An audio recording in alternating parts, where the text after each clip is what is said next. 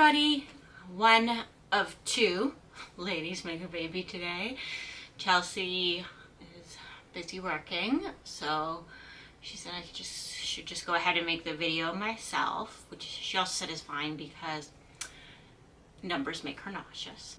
If you haven't watched our channel before, my wife Chelsea and I are going through the TTC process right now, trying to conceive. The process we've decided to start with is called Reciprocal IVF. So it's basically the same as any in vitro fertilization process, except that we're using my eggs and Chelsea is the one who would be carrying the baby.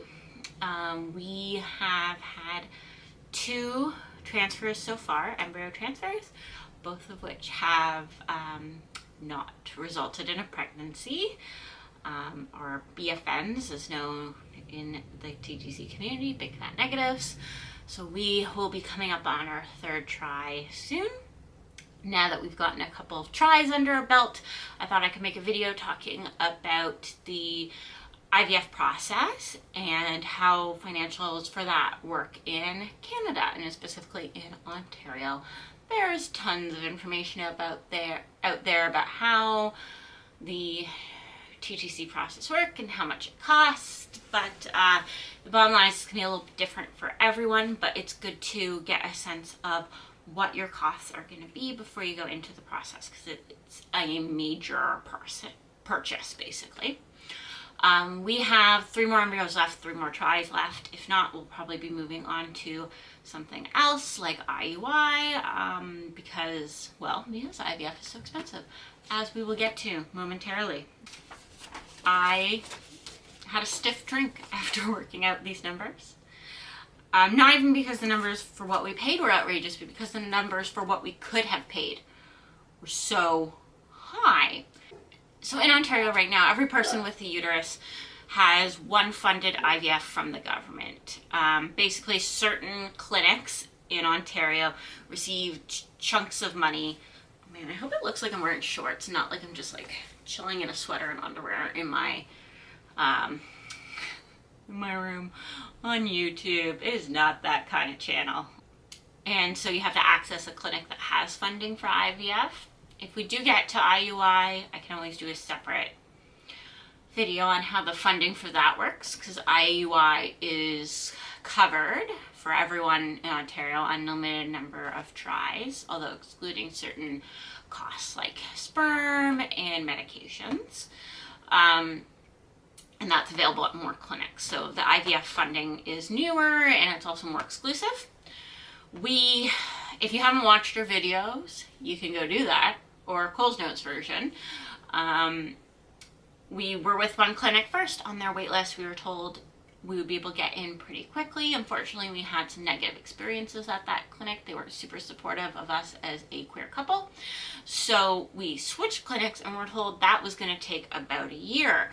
Right before we got married, I think the week before we got married, we got an email from them saying that we got our funding, and that was right before we dropped a lot of money on weddings. So you can imagine you have to take the funding when it comes up basically, or you lose it and you go back on the wait list. So we got our funding 6 months into waiting, way faster than they told us originally that we would.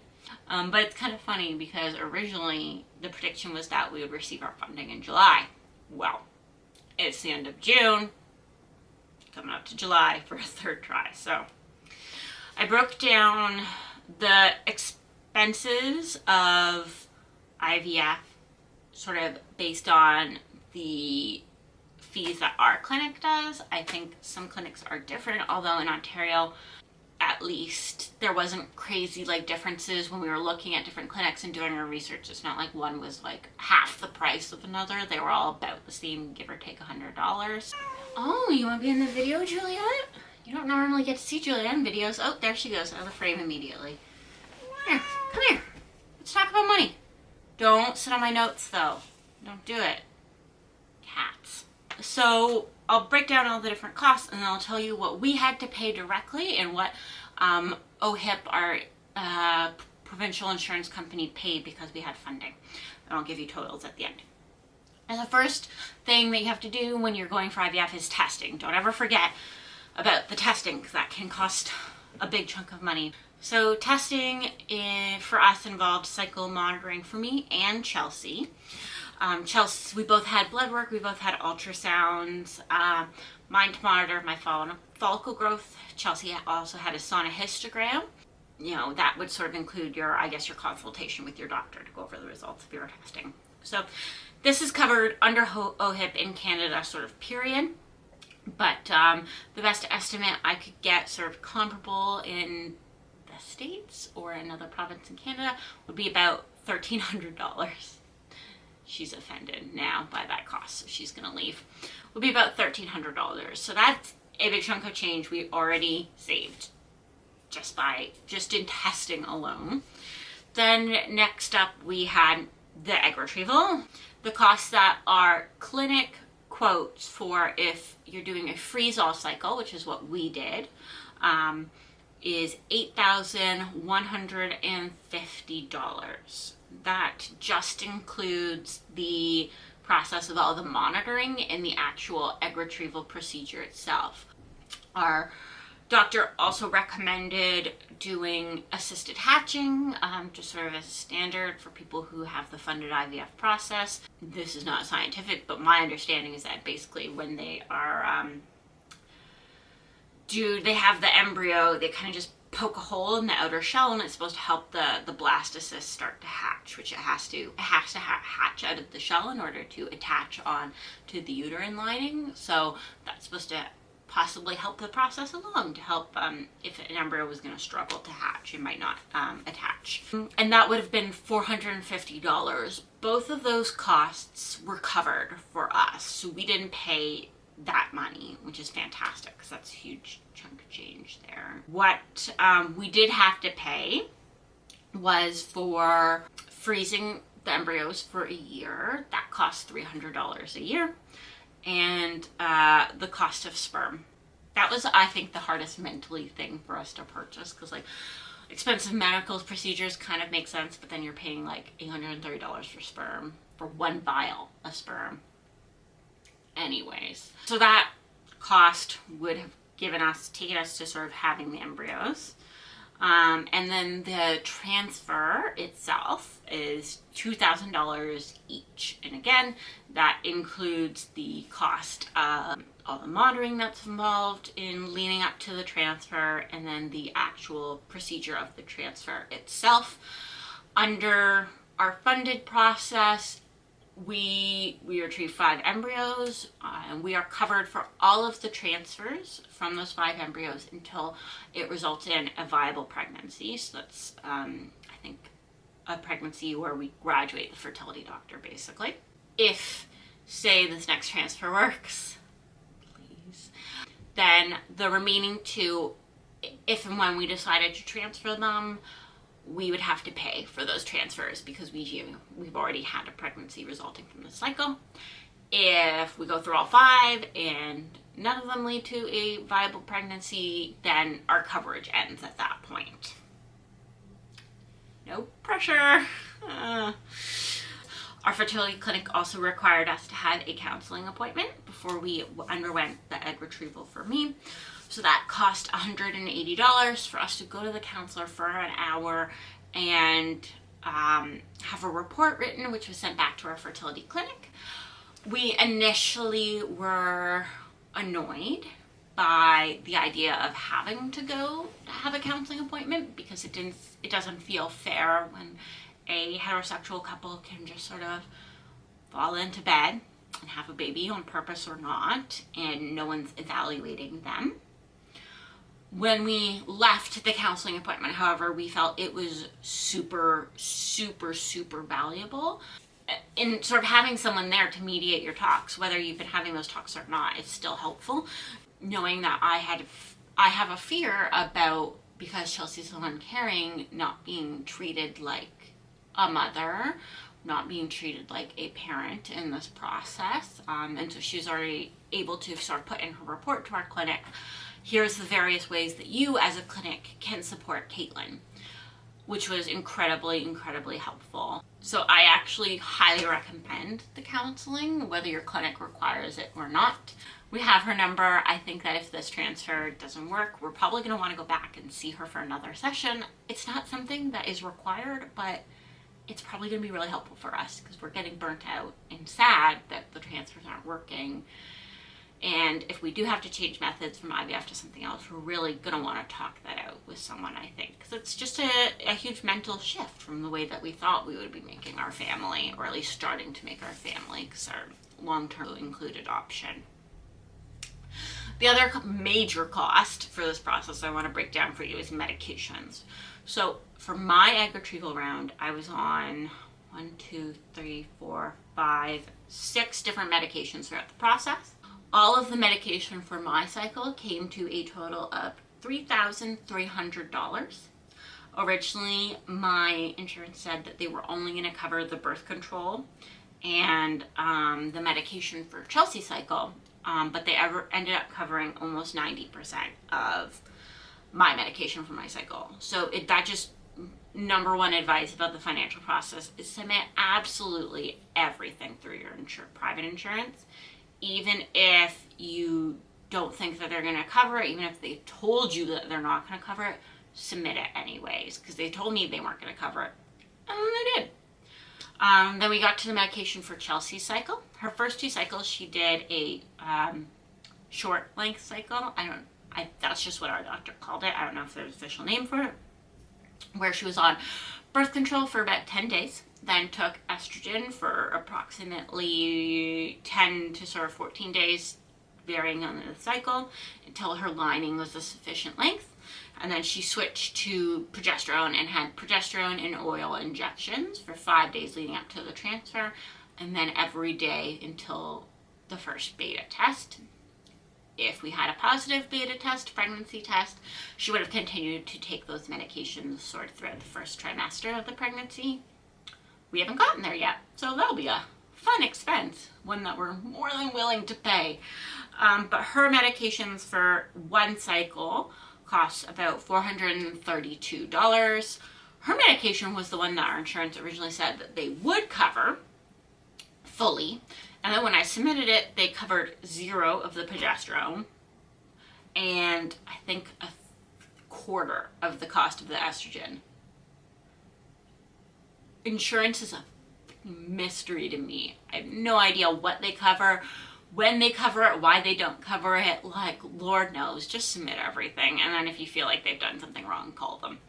And so we've done that twice. Our next cycle, the cost will be different because we're doing different medications. We're trying a natural cycle. So Chelsea will not be taking birth control, estrogen, or progesterone. She had so many side effects from those medications. It's just not a good idea for her. We don't know which one we'll be doing yet. So the cost for medication will be lower for her next cycle, but we don't know what it'll be yet. I'll keep you updated. Final numbers. Okay. I feel like I should get a glass of wine before I tell you these numbers, but let's just get to it. The total amount of money we would have paid for all of the testing, counseling, retrieval, and our 2 transfers so far would have come to $19,374.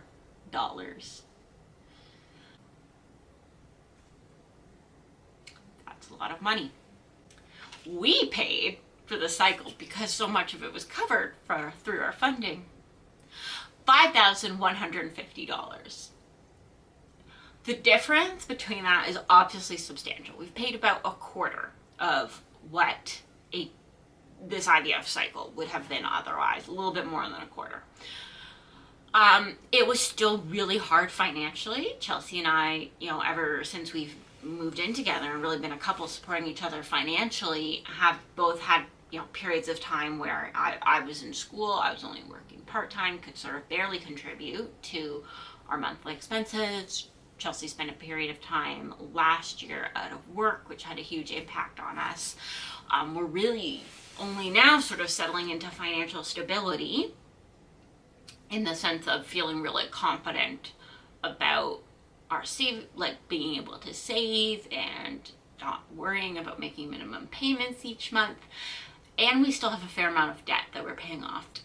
When you go through a rough period of time, the debt you can rack up, even if you're only out of work for a few months, is obscene.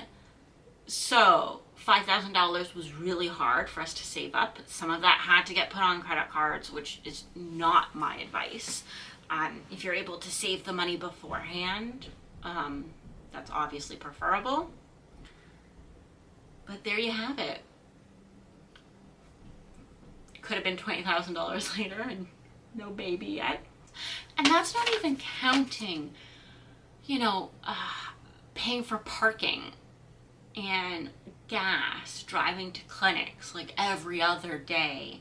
Especially when, for our first cycle, we went to Toronto so goddamn much and paid $20 for parking every day and like $30 for gas every time we had to go down there. This is a really expensive process. It challenges you emotionally just through the fact that you're trying to have a baby, but the added stress of the financial piece as well. Now that I've thoroughly depressed you about how expensive IVF is, I hope you feel like it's achievable for you and your family. The funded IVF process in Ontario makes it feasible for people where it may not have been feasible before. Unfortunately, a conservative government was just voted in. So who knows how long we will continue our funding for.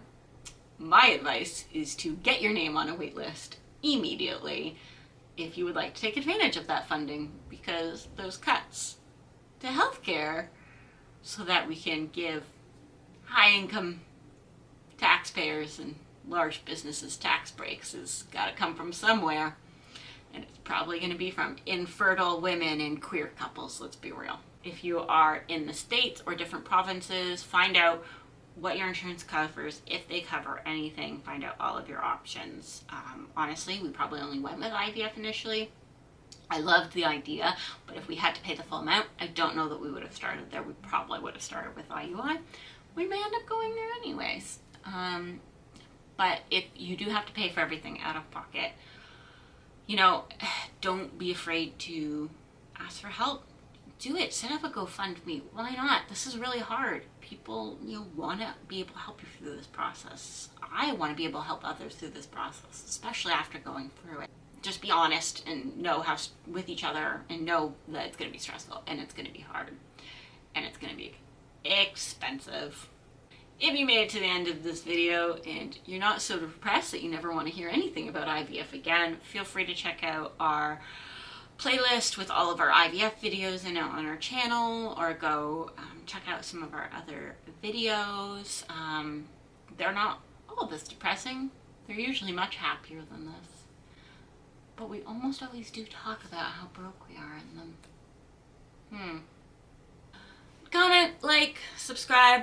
Tell us about your stories with financing your IVF, financing your IUI or your TTC process. If you do have any tips, please share them for us. Share this for others, and see you again soon.